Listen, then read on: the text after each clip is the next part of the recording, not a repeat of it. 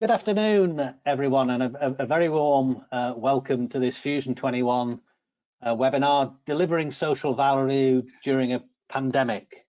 I've just been having a very lively chat with the panelists, and I'm sure this afternoon's session is going to be a really great one. So really looking forward to chairing this afternoon.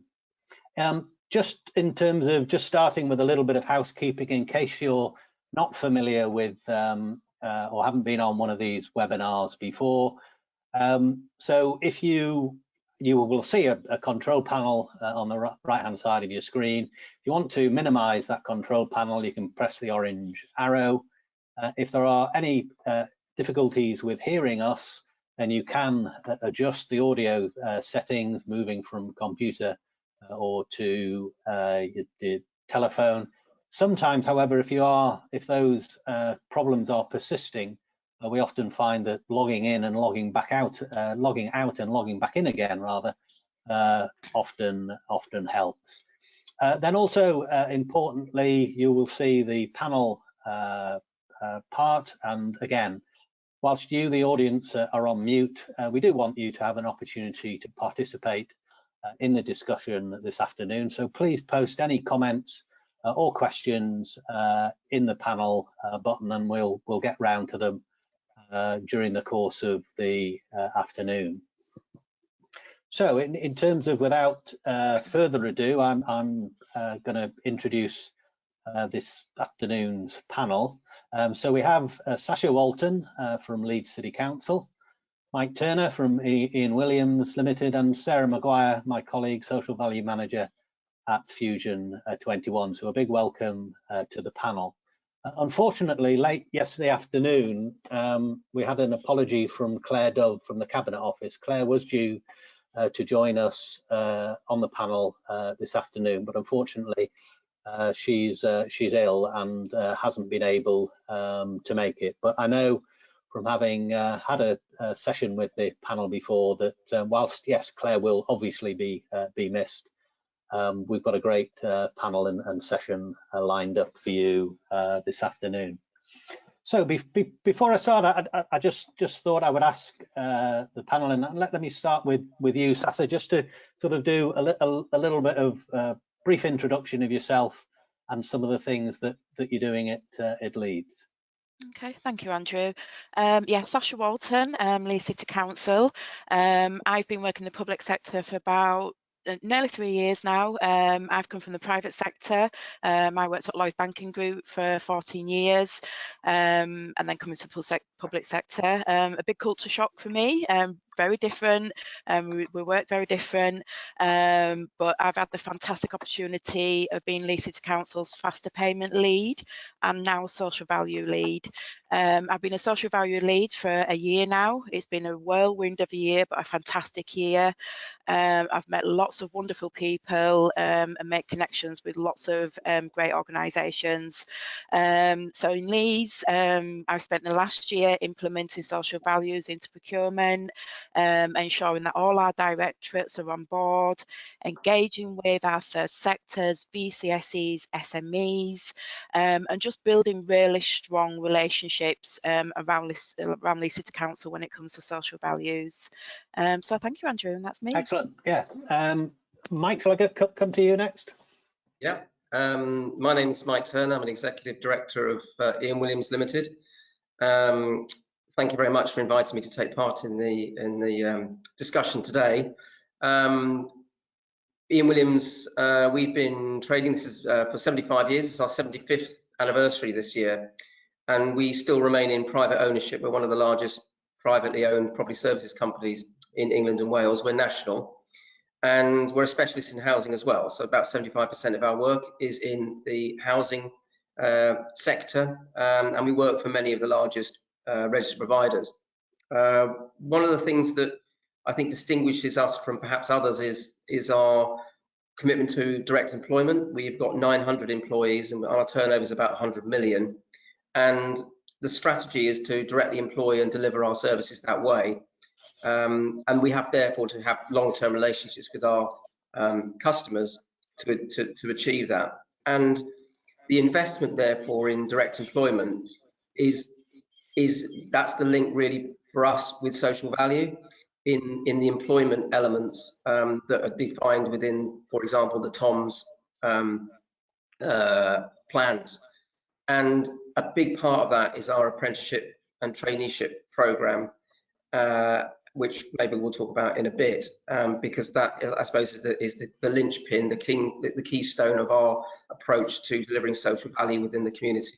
We've got 58 apprentices at the moment, or we've recruited 58 apprentices over the last 12 months. About 10% of our workforce are employees, are apprentices and trainees, and our apprenticeship scheme has won twice the National Housing Maintenance Forum's Apprenticeship Scheme of the Year, which is something we're really, really proud of. So training and skills, employment is the sort of key element for us that delivers social value where we work. Excellent, thank you. And then finally, Sarah. Hi, good afternoon, everyone. I'm Sarah Maguire, and as Andrew said, I'm the Social Value Manager at Fusion21. My background is the opposite to Sasha's, actually. So I've always worked in the public sector until recently. So I started at Fusion21 12 months ago, and I now lead the social value team for our organisation. So I'm sure lots of you know about Fusion21 and the work that we do, but you maybe don't know that we're a social enterprise and we are founded on social value principles. So we deliver two things for our members. We deliver value for money through our procurement activity, and we also deliver social value. Now, I think it's important in terms of framing this discussion that you're aware of the fact that social value is embedded at a framework level, and it's also embedded in every contract that goes through Fusion21. So it's our role at that strategic level to make sure that social value is being delivered on every project for our members. Excellent, thanks. I know that as a panel, you're all absolutely passionate about social value and what it delivers, and clearly the pandemic has had an effect. So I want to sort of start by asking the session to share their thoughts on how the pandemic has changed social value and perhaps what needs to change. So I'm going to start with you, Sasha. Okay, thank you, Andrew. So for me, the pandemic, it's had kind of a negative effect, but also a really positive one. So the negative effect is that for me and Leeds City Council is that we just started out with social values when the pandemic hit. So we had to very then quickly have our engagement sessions and training online, and it was a very quick shift, so we had to kind of, you know, really get used to that very quickly. But once we got into the practice of, you know, being on calls and communicating online, the momentum was very quickly picked up. But for me, it's really highlighted those inequalities even more, because it's allowed us to see that gap, which means that it's really brought social value to the forefront a lot quicker than I think it would have done if the pandemic wasn't here. We've had to really look at our strategic priorities and objectives, and, you know, look at how we change them, you know, to bridge this funding gap on the back of COVID. Employment and skills in education, I think the pandemic has just highlighted again the gaps in those, and where we need to start plugging those gaps. But I think it's really inspired a social and economic innovation. You know, it's made those really quick changes, and, you know, innovation in the public sector, it might be a little bit slow compared to the private sector, but we've really come on board over the last year, and everybody's really come together and collaborated. So for me, the pandemic has only you know, highlighted what we need to do better, and it's really highlighted those communities that need it even more. We knew that they needed it, but it has really highlighted that, and I just think that it's allowed that momentum to carry on, and that discussion, which is really important. It's created those discussions, and it's given us a platform, I think, to really get into the depth of things. So for me, it's not really affected it in a negative way. Excellent. That's really good. Mike, you mentioned in your introduction about how Ian Williams are sort of committed to an apprentice programme, but it must have been a challenge to continue to deliver that during the pandemic. So how have you sort of adapted? But I assume that you've still actually been able to deliver it despite all the problems and restrictions we've had. Yeah, we have, although it's been really challenging for us to maintain our programs. I think setting the scene pre-pandemic, those delivering services within our sector as an aging workforce, we obviously have had the impact of Brexit. We've also need to invest. So, we weren't training people as quickly as people were leaving the industry. And perhaps also the industry wasn't seen as that attractive. So as employers, clients and service providers, maybe attracting talent compared with other sectors was quite difficult. So all of that was leading to problems. And then of course the pandemic hit. So for those that were investing in skills training, particularly apprenticeship training, the pandemic has allowed the sort of theoretical parts of training to continue, and they were able to do that, during furlough.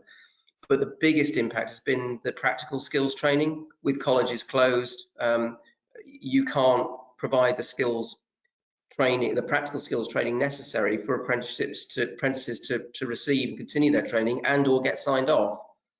And as a result of that, we're probably looking at maybe a year's delay to apprentices becoming qualified because they can't get signed off by their colleges.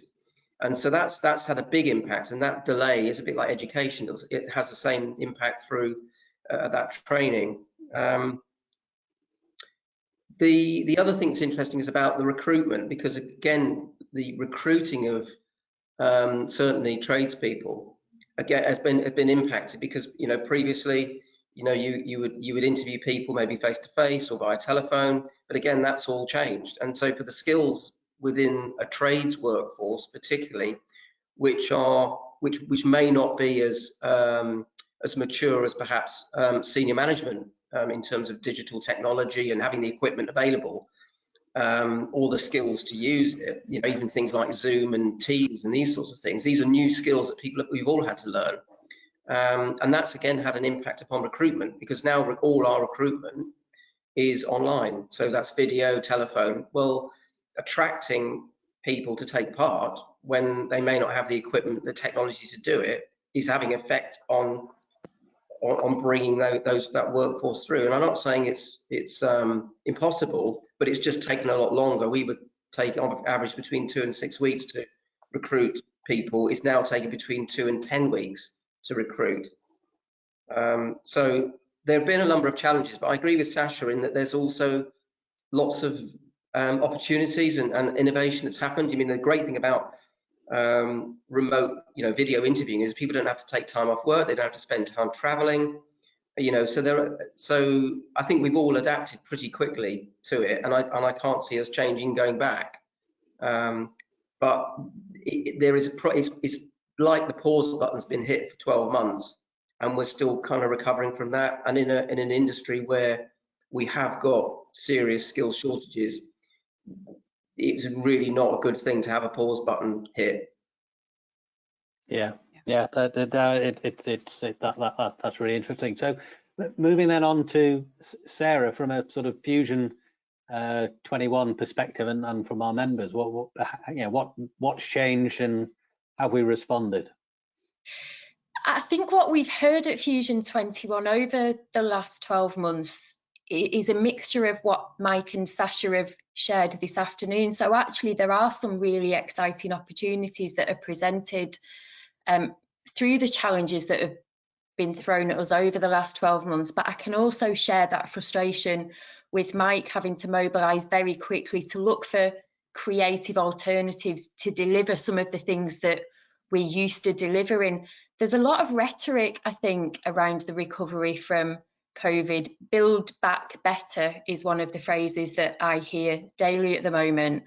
But one of the phrases that resonates most with me and with my team and with the work that we do is the phrase, "In change there is opportunity."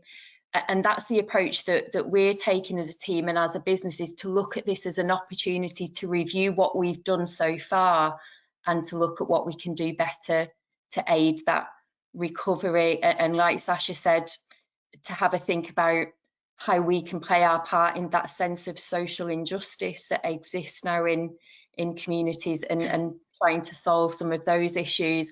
But I also think it's really exciting I can't think of a time when I worked in the public sector or now when there was this massive uptake in community action, when being outside and being friendly with your neighbours and having access to green space and volunteering was so important. So I think there's a real opportunity for us to harness some of that under this banner of social value and start delivering more of that for the areas that need it the most.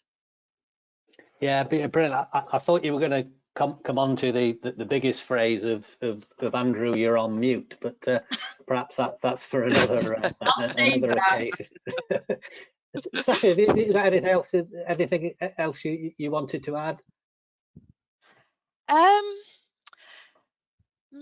Not really. Okay. I think there's been a big shift in our members' views, I think, during the pandemic. So I took social values to scrutiny a couple of weeks ago. So our members and councillors are it's on their agenda and they're really interested in it.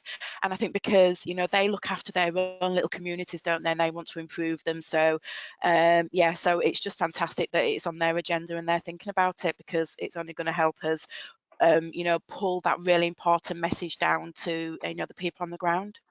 Yeah, brilliant. Okay, that's great. So I'm going to move on to the sort of second question that we had, which is around the sort of blockages and barriers for public sector organisations, and also obviously, Mike, from a supplier's perspective, about delivering social value and how these might overcome. And I do wonder, panel, we've also had a question in as well, which is about how we measure and scrutinise social value. So I wonder in terms of that, whether or not you might weave into your responses around that issue of measurement as well. But let me start with you, Mike, in terms of, you know, the sort of, you know, blockages and barriers and so on. Yeah, I mean, it's, you know, it's obviously clear that social distancing, restrictions on travel have had a massive effect. I think it's interesting, when we're working now on our sites, we've got social distancing advice and guidance notes, we've got risk assessments, we've got all the procedures and policies to deliver the services now safely. And we've learned during lockdown 1 how to do that, and we've worked very close with our customers. So the barrier of actually delivering the service is reduced. It's different, but we've worked really closely with our customers to find ways which to do that, and then built that trust up with residents, tenants as well. So I think there's a confidence that when we do deliver, we can do that safely, just in a different way. I think the challenge is about employment and delivering social value outside of the core service. So I'm not saying that social value isn't core, but it's the key thing is delivering and maintaining and fixing a fault in a building. But social value obviously has to run hand in glove with that. And what I think we've learned is the challenges of lack of face-to-face contact has been created a blockage and a barrier. But we've also learned that to overcome that, the way is with our customers. And so if we're talking about reaching you know, long-term unemployed people in a community, or you know, young people who are seeking opportunities, with working with our customers and embracing social media and digital technology, digital communications locally, has been the way of overcoming perhaps, you know, a barrier to more physical forms of events and things like that.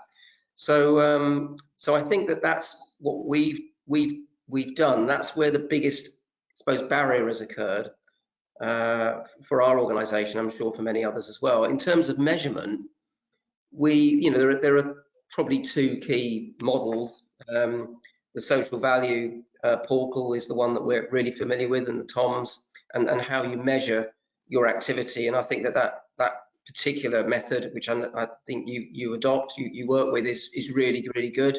And a lot of our clients use that.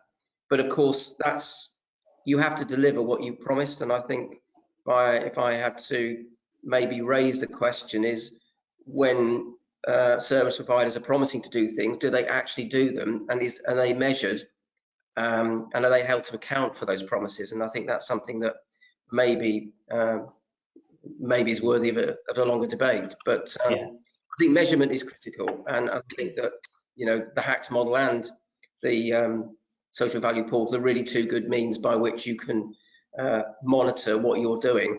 Be interested to know nationally what those figures look like across the industry, say over the last 12 months compared with the previous 12 months. I haven't got that data, but yeah, be very interested in seeing it. Yeah, Sarah, do you want to go next? Yeah, I think there's a few key challenges around this. One of the biggest ones is in public sector organisations, and I'm sure Sasha will pick up on this in a minute, but is in the public sector, being able to embed this well at the level that it needs to be embedded, and that's from the top down. That's at every level, isn't it? At a board level, at a strategic level, at an operation and a delivery level. And I think without it being embedded, there's probably a tendency to default back to what I would say is more old-fashioned social value delivery, which is restricted to just employment and apprenticeships. And actually, there's a lot more that can be achieved with a more flexible model that allows for other things to be delivered for communities. I think another real barrier here is picking up what Mike said around this being part of core business. And I think all too often social value is seen as that added extra. And as long as we allow it to be seen as an added extra, it will be seen as an added extra. I know at Fusion21, we monitor and report social value as we would any other aspect of contract management. It's embedded at that level. And picking up on Mike's point, if our suppliers don't deliver what they've promised to deliver, then they are held to account on that.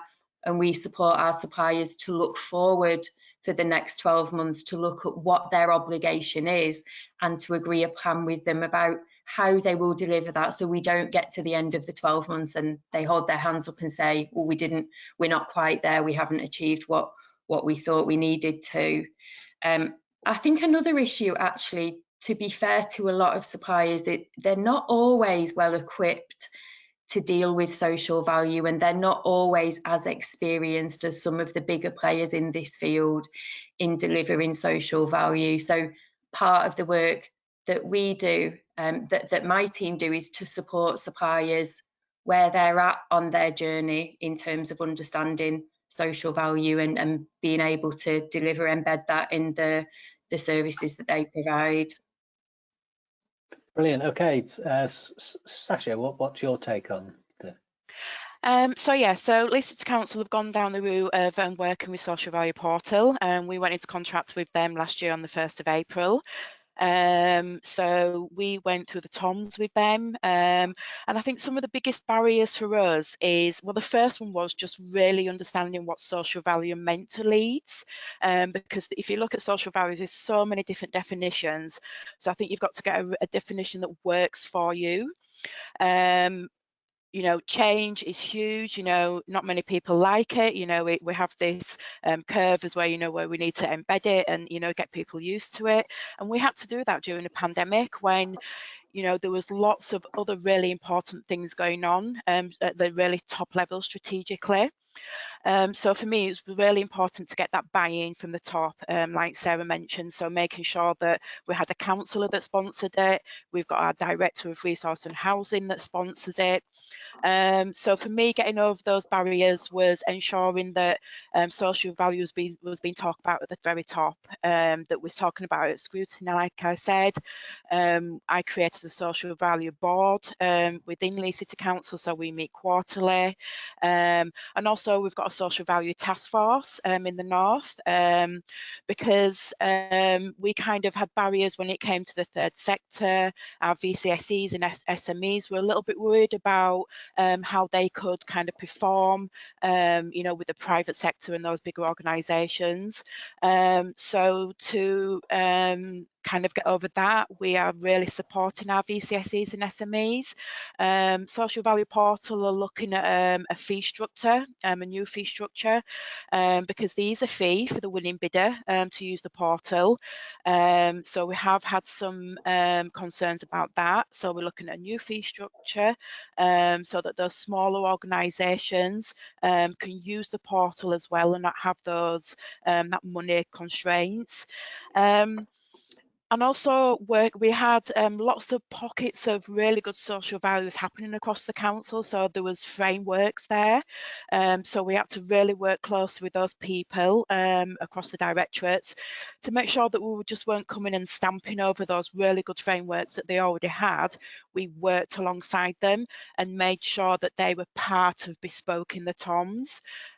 So we spent a lot of time doing that, looking at the TOMs and made sure that we were choosing the correct ones that were going to help us meet our strategic objectives. And also bringing the correct people into the conversations. I've had lots of meetings over the last couple of years, after last year, but then afterwards you get people saying, well, why wasn't I invited to that? So it's really, you know, it's been quite difficult getting all the correct people on board. But over the last couple of weeks, there's been some great momentum, and this seems like there's been a little bit of a switch around. So I'm getting a lot of people coming to me now, which is fantastic, because that was one of my biggest barriers, just finding the correct people to talk to and get on board. But now I've just got an abundance of people coming to me, which is fantastic, and it's absolutely music to my ears. It's fantastic. So yeah, so there was some of the blockages, and I was in one meeting with our Director of Resource and Housing, and because he's got so much on his hands right now, I think social value took a bit of a back burner, or that they thought that it could. But after a further discussion with him, he's decided that, look, we need to crack on with it. We need to make it work, because he's seen the value in it for Leeds. So at Leeds, we have some thresholds that we work at. So all of our contracts over £100,000 have to include social values, but we also have to consider them with those contracts under £100,000. So some of the barriers of that is making people understand that social values is above and beyond the value within those contracts, especially in the social section. A lot of the feedback that I had is, well, you know, everything we do is social values. Everything that we do is for our communities and those people in those communities, which it is. But what social value is, it's above and beyond that. So, you know, making people understand that that is the case. That also took some time, but we've got there. So we have a 10% social value weigh-in in Leeds. You know, a lot of organisations have 5%, a lot of people have 25%, you know, and my ambitions are to get to the top of those 25%. So yeah, we've had the barriers, you know, we've had those change blockages, but we've got over them, and you know, things are really coming together now. Brilliant, and that's really good. We've had one comment, and I'm not 100% sure that this isn't a little bit of tongue in cheek, but somebody has asked who's Tom. So just on the basis that not everybody does understand what Tom stands for. I don't want to volunteer.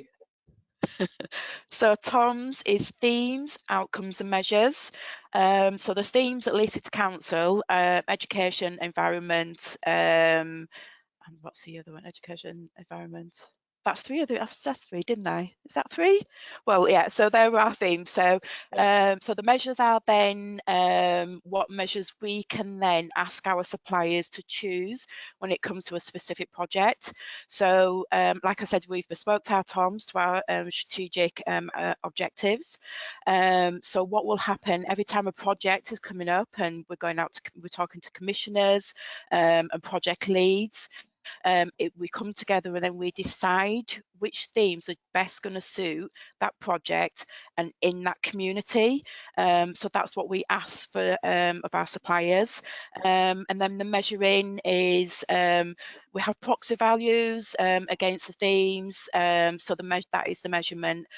So the portal, the social value portal, the portal does all that for us, which is fantastic. And then out the other end, it produces a really fantastic report, which is also live, where we can report on what we've done, and that allows us to also contract manage as well on the back of that. And I know, Sarah, that the Fusion, I mean, whilst we do sort of report to the TOMS framework, also, however, work with Hacked. And again, do you just want to sort of just briefly explain? Because again, you know, I know that there is a sort of a menu offer and a similar-ish program, but again, some organisation may be more familiar with Hacked. Yeah, that's fine. So we have a basket of measures at Fusion21, which is consistent across all our frameworks and all our contracts. It's a list of 20 different deliverables that suppliers and members can agree to deliver as part of a project, and we then monitor performance and report on performance based on what was agreed. We use Hacked to pull that final piece of monitoring together for us. It's very similar actually in scope to Social Value Portal, and there are lots of other social return on investment platforms that exist that can do that piece of work, but we a lot of our members use Hacked, and as a result of that and wanting to embed with them, we use Hacked as well. Hacked measures the primary measure, which would be, for example, the number of apprentices, and it also captures the secondary measure, which is around the change in people's lives as a result of engaging with an apprenticeship programme. And Mike, from a sort of supplier contractor perspective, you know, you may one week be working with Leeds City Council, the next week with Bristol, and then Clarion in between time, who all might decide to have slightly different measures and so on. How do you sort of cope with with the ability to then sort of deliver and measure what you're doing with all these different competing processes out there? Yeah, I mean, there's lots of different ways of measuring what we're doing. Clearly, we want to make sure that we satisfy what our customer wants and we're aligned. But as a provider who works for lots of customers, when they've all got maybe slightly different ideas about the value of an apprenticeship, or I don't know, rehabilitating young people, and then we've got to find different measurements because everyone wants to measure it in a different way. I suppose it's not entirely helpful. I guess that's the way things are. I think it would be nice to think that there would only be one standard method of measurement, but practically, you know, that's may not going to be possible. At least the good thing, I suppose, is only really two, plus all the bespoke systems that customers have. But I did want to add one thing, which is about investment in social value, and I think it was Sarah who said that it's not always seen as part of the job. It's an add-on, and you know, we get many opportunities coming into the business, tenders, etc.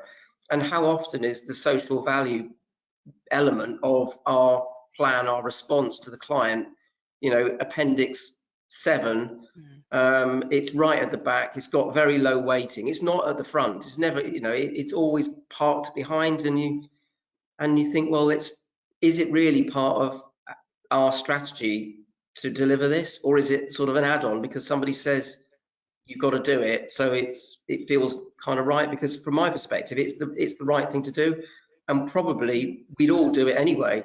You know, we don't need the Social Value Act to tell us we've got to go and do social value. We'll do it anyway. It's part of our business, it's part of our strategy. Our employees are absolutely keen on it, and you know, there's a growing feeling, certainly as new people join our industry, they want to see employers supporting investment in social value. Not that they have to do it, but because that's the company they want to work for. And it's a bit like the commitment to the environment. It's absolutely not negotiable. And so I think it needs to be part of every organisation's strategy, and not put in Appendix 6 at the end. You know, it's got to be right up there with environment and skills and training. So yeah, that were my thoughts on. Excellent. No, that's really good.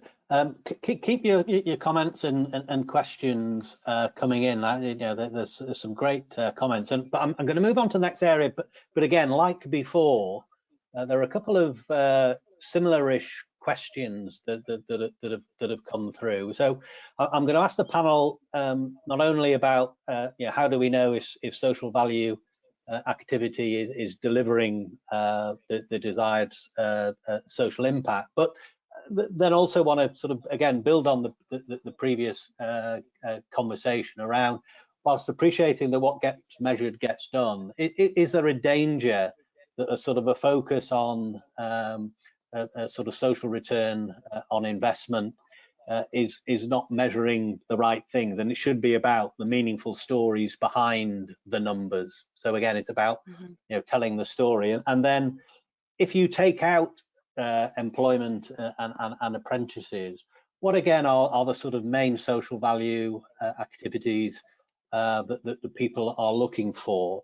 And again, part of that, some organizations are starting to look at setting aside a specific sum. And again, I don't know from your perspective, Mike, from a contractor's perspective, whether or not having a specific sum in terms of social value is the way that they're moving forward. So hopefully you've understood some of that, and I'm going to come to you first, Sarah, in terms of, again, you know, it's that activity. How do we know it's having an impact? But again, the dangers of just relying on social return on investment, and then perhaps also looking at those wider social value outcomes. Okay, all right. Quite a lot of questions there, but I'll do my best to work through them in order. The first issue around how do you know if your project is achieving the desired impact? There's a question that goes before that for me, which is, can you clearly communicate what that desired impact is? And if you can't do that, then how will you know when you've got there? So the starting point for this is to be really clear communicating what it is you want your project to achieve, and be able to communicate that well across your business and with your suppliers. Once you know what you want the impact to be really clear about the data you need to be able to capture to tell that story. And in response to the second part of the question, Andrew, is that a mixture of quantitative data or qualitative data? I would always argue that it's both, and that you need to know how many apprenticeship positions you've created, but you also need to know what the story is behind that, and you need to be able to capture some of the ripple effect of those apprentices going back into their families and their communities and being seen as positive changes and as influencers for other people that they come into contact with. What was the third bit, Andrew? The third bit was excluding apprentices and work experience. What are the top 5 social value outcomes that people should be thriving for? I don't know about a top 5. We have a basket of outcomes, which is a list of 20. Once a project is worth over £500,000, a project that goes through Fusion, we would advocate for employment and apprenticeship opportunities to be embedded in those contracts. And that's right, given the size of the contracts and the duration of that contract, if they'll be live and on site for a long period of time. We do have lots of smaller deliverables, so things like careers advice and mentoring, and donation of time, donation of money you've already mentioned. And what that does is it gives our smaller suppliers an option for delivering social value when they're not hitting that £500,000 threshold and we're not expecting to see new employment opportunities. We don't want to wave goodbye and say, that's it, you don't need to deliver anything over and above the aims of the contract. We want to work with them to deliver something extra, and those smaller deliverables on that list of 20 give those suppliers an option. Okay, thanks. So come to you next, Sasha. Yeah, following on from what Sarah said, again, our contracts over 500k have to include employment and skills. That's just part of our framework. But some of the other things that we would like our suppliers to commit social values to is environmental things like lowering CO2 emissions, and again, you know, really seeing that story. So coming away from just that tick box, yeah, we've got 5 apprenticeships, we've got them in there. What we're now wanting to know is, you know, are you supporting their well-being? Are you supporting their, you know, development career? Are you giving them further opportunities so that they're really embedded into that organisation, and that they're going to be there for, you know, a long time, and be able to then give back to the community and empower them. So that's really important for us. So yeah, you know, we have TOMs. We have a TOM where you know, we ask for a year of well-being and support from for people. And what was the first part? Can you take me back to the first bit, Andrew? I've gone it the other way around, haven't I? Yes, so it's about, you know, how do you know that you've delivered the right that you're delivering the impact that you wanted? Okay, so like I said, we're working with Social Value Portal, and the portal will give us all the information that we need, which is fantastic. And I suppose that then will help us to then, you know, go back to scrutiny. I'm not sure where that's coming from, Andrew. No, anyway, it's stopped. It's gone. So yeah, so it's really important for us to also, I think, internally be able to see where that impact is happening and whether it's the right impact. So the reporting, like I said, that Social Value Portal will provide us will allow us to do that. But discussion that we've had only just today in a third sector partnership meeting this morning is that are we going to start measuring ourselves internally? And I think that's a fantastic idea. You know, looking at maybe a light set of TOMs, you know, internally, and start measuring ourselves, because, you know, if we're not as an organisation, individuals, you know, giving social value back and having it internally, you know, that will help us then support our suppliers as well. So I think that's a fantastic idea. So yeah, so you know, the portal will help us do that. We're going to get the fantastic reporting, which is going to make it very easy for us to do and showcase the fantastic work that's happening as well. Okay, that's great, Mike. Then from your side, and also we've had a sort of another. The questions are coming in thick and fast, which is fantastic. But from again, just I wonder. Again, you sort of alluded to this a little bit before, but as a national contractor, is it harder to sort of deliver some of these sort of local outcomes? I think it's harder to deliver them when all the contracts are fragmented. So I think that it's much bigger. It's much easier if you've got a larger contract over a longer period to deliver a lot more things that you'd like to deliver, or your employees would like to deliver, than, you know, a project that maybe only has a value of £25,000 and lasts a month. You know, it's really hard to deliver social value, even though, you know, particularly if you think, well, you might have 100 of these projects, how much could you do if you wrap those, if you bundle it all up? I think the other thing I was thinking about, I think when Sarah was speaking, was about this focusing on the TOMs and also about strategy, and I think sometimes if you get too absorbed in all of the measurement, you lose sight of what you're trying to do as a business. And, you know, if I take there's a TOM, for example, about employment. We talked about that, but there's also a TOM about supporting local suppliers or local subcontractors. Now, if your strategy is direct delivery, yes, you will want to support local subcontractors if you can, because there are some activities that they can deliver that you can't. But in the main, your strategy is to employ local people, not to employ subcontractors. So it's not that you're failing, it's just that the focus needs to be on where you are as an organisation, and being clear about what you can do the best to support and help, as opposed to maybe taking a scattergun approach, which actually might sound lovely, but actually is not your skill set, because you've got to have the skills to deliver the social value. It's not just a case of putting it on a bit of paper and saying, oh, this is lovely, we could do that. Well, how are you going to do it? What people and resources have you got? And what knowledge and experience have you got of delivering it?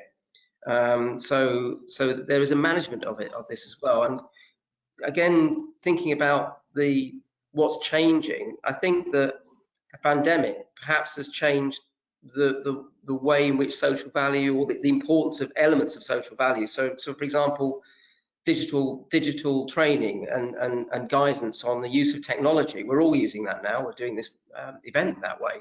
Now, we probably wouldn't have been doing this, 2 years ago. We'd have been sat somewhere, in a venue doing it. So we've all had to learn.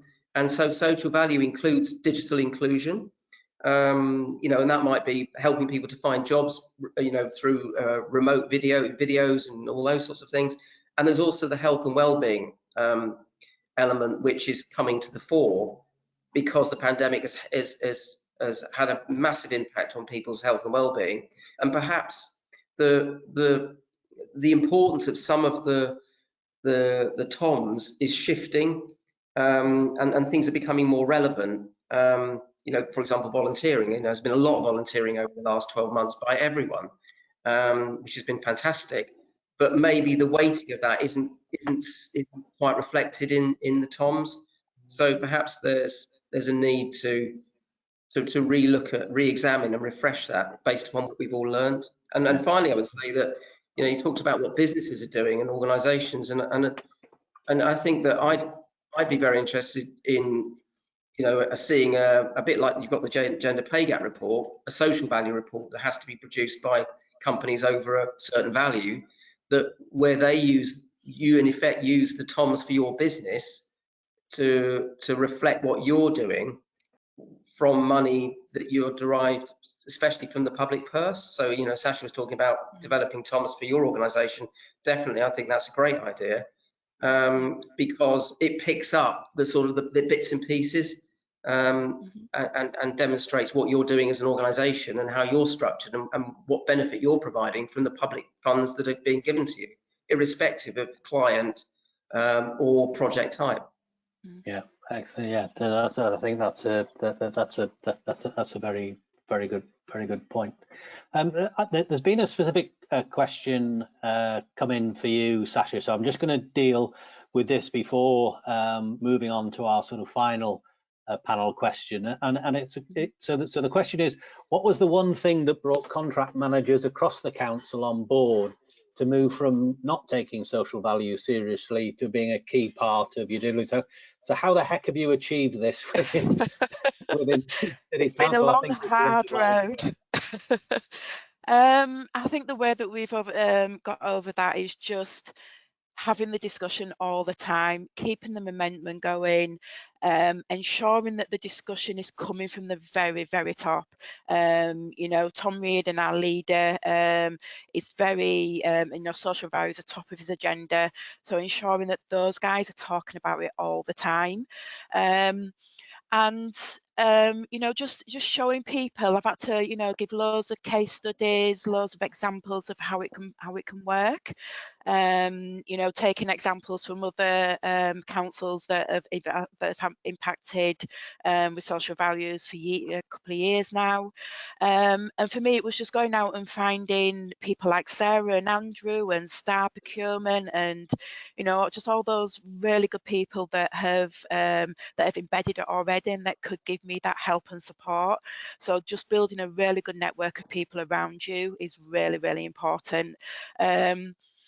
And going on training courses myself, I've just been on these events and just sat and listened to what's going on, listen to the difficulties that other people have had, and use some of their advice rather than reinventing the wheel. And just to kind of come in on what Mike was saying about the TOMs, what we're doing to ensure that you know, that it is still embedded and it's at the, you know, forefront of people's mind all the time. The TOMs are being reviewed at the moment by the LGA and other organisations. So I'm sure that COVID is going to be a huge part of that. You know, we've already had some COVID plug-in TOMs, which are just going to help us go through that recovery. So yeah, my advice is just keep talking, keep having sessions, have lots of training sessions, and just find your audience in your organisation. And when you find a passionate person, keep hold of them, because it's so important. That's great. So I'm going to move on to sort of the final area. We've got, I think, another 10 minutes to go. So, and I'm going to start with you, Mike. So you know, where do we go? Where do we go next? And you know, how do we continue to drive forward social value as we get back to, again, I'm going to hate myself for saying this, the new normal, whatever the heck that might mean. Yeah, I mean, I think we've done a lot. I think we've done a lot over, certainly since lockdown 1, lockdown LD2, LD3. I think there's been a lot of learning, and I think a lot of things have changed. And I think keep doing what we've all learned, and don't go back. I think it's probably one of the key messages. You know, we're not going to go back to the way things were. We're going to learn and stick with all the things we've invested in. But there are probably 4 things that I think I can think of that maybe over the next 12 months we need to, you know, move forward with.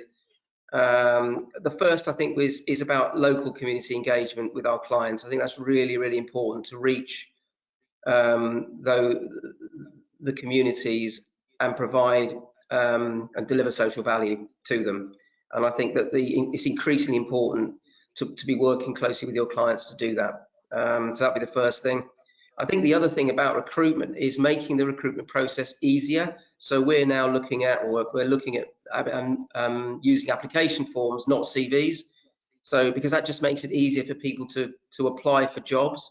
So we've got to recognise that not everyone's got the skills to put CVs together and those sorts of things. So if you're online recruiting, make the process really simple for people. So I think that's an area of looking at. I think video interviewing is here to stay, but offer the choice. Allow people, if they want to meet, they can. If they don't, and they feel preferred to video conference, that's absolutely fine. And I think giving people the choice to do that, whereas perhaps pre-pandemic there was no choice. I think that, you know, we need to maintain that. And I think the other thing is investing in social media. And I suppose singing the praises of our sector and what we've achieved during the pandemic. You know, the sector has been extremely resilient, and you compare that with other sectors like transport, manufacturing, hospitality, retail. You know, the sector is very attractive and has demonstrated, you know, incredible resilience over the last 12 months during, you know, times that we've never ever seen. So I think that as a sector, we should be really attractive to the best talent to join us and deliver all the things that we need to do in the future. So again, I think that promoting the benefits of you know the housing sector is critical, I think, going forward. Excellent. Sasha. Yeah, well, next steps for me, I've been working on a social value maturity index, completed that now. On the back of that, I want to create a really robust action plan, not just for Leeds City Council, but for across Leeds, with all our partners to work on together. And you know, that wonderful saying, build back better, you know, Mike said, you know, we've done some fantastic things, so let's not go back to the way that we were doing things. Let's keep it going and make that even better. And just to really promote social innovation, I think it's really important that we don't use the TOMs and make it rigid for our suppliers. You know, allow them to use their innovation as well when it comes to social values, because, you know, they're working in the communities as well, so it's important for us to do that.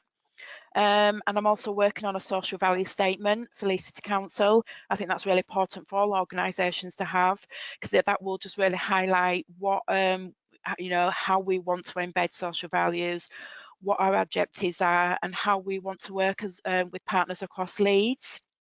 And I want to really start using social values to start bridging that funding gap that we've got. You know, that gap in the public sector was huge, it's even bigger now. So let's start really clever using social values and those TOMs to start bridging some of those gaps.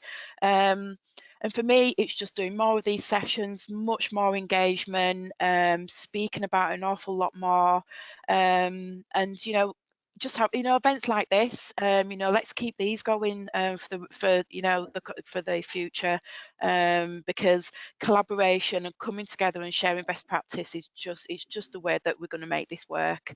So yeah, networking and doing all that fantastic stuff is definitely on my agenda. Brilliant. And then finally, Sarah. Yeah, very similar to Sasha and Mike. So we are focusing as an organisation on looking forwards rather than backwards. So we've always measured social value as it's happened, and now we're shifting that to look at what can be achieved with smart planning up front and facilitating conversations between our members and our suppliers. What are those flexible options that can be agreed, and what does that look like? We will keep being creative, and the other thing we want to do a lot more of is shouting about the brilliant work that we do. I think we do a lot in the background and we forget to tell people about all of the brilliant things that we achieve through our frameworks and through the contracts. So yeah, expect me to shout a lot louder over the 12 months. That's brilliant, and to some extent a great note to finish on. I am conscious that people do have things, so I'm going to sort of finish on time, and really just sort of left to me to thank. I'll start with you, the audience, for your questions and comments that have come through. It's been really great. That there are a few that we haven't been able to get through, but again, thanks for those comments. I will pass those questions on to the panel afterwards, and yeah, we get some further responses for them. So again, a final big thanks to Sasha, to Sarah, and to Mike. It's been a really great session.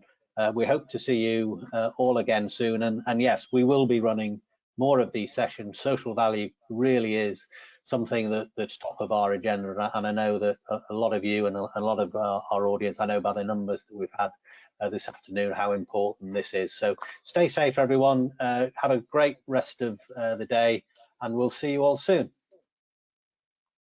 Thank you, Andrew. Thanks. Thank you.